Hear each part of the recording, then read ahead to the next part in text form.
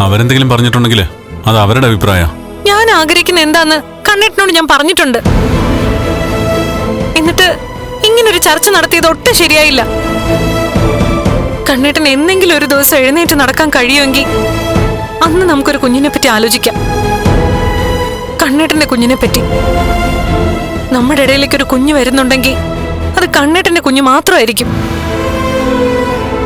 അല്ലാതെ ഒരു കുഞ്ഞിനെ ദത്തെടുക്കാനോ മറ്റു മാർഗത്തിലൂടെ ഗർഭം ധരിക്കാനോ എനിക്ക് താല്പര്യമില്ല കണ്ണേട്ടാ. അതാണ് തന്റെ നിലപാടെന്ന് അവരോട് പറഞ്ഞില്ലേ? എനിക്ക് അവരുടെ സംസാരം കേട്ടപ്പോ കരച്ചിലാ വന്നത്. എന്റെ നിലപാട് കൃത്യമായിട്ട് കണ്ണേട്ടൻ അവരെ അറിയിക്കണം. ഞാൻ ആദ്യം പരിഗണന തരുന്നത് എന്റെ കണ്ണേട്ടനാ.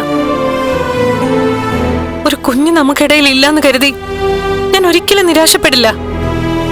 കുഞ്ഞുങ്ങളെ എനിക്കിഷ്ടാ. അവരെ താലോലിക്കുന്നതും താരാട്ട് പാടുന്നതും ഒക്കെ ഇഷ്ടാ എന്ന് കരുതി അതിനുവേണ്ടി മറ്റു വഴികളൊക്കെ അവലംബിക്കാൻ എന്നെ കൊണ്ട് പറ്റില്ല.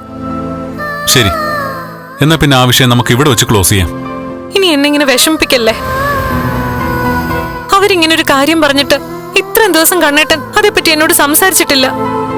അതാ എന്റെ വിഷമം. അല്ലെങ്കിൽ അനന്തേട്ടനും ലേഖയും ഇങ്ങനൊരു സംസാരത്തിന് മുതിരില്ലായിരുന്നു.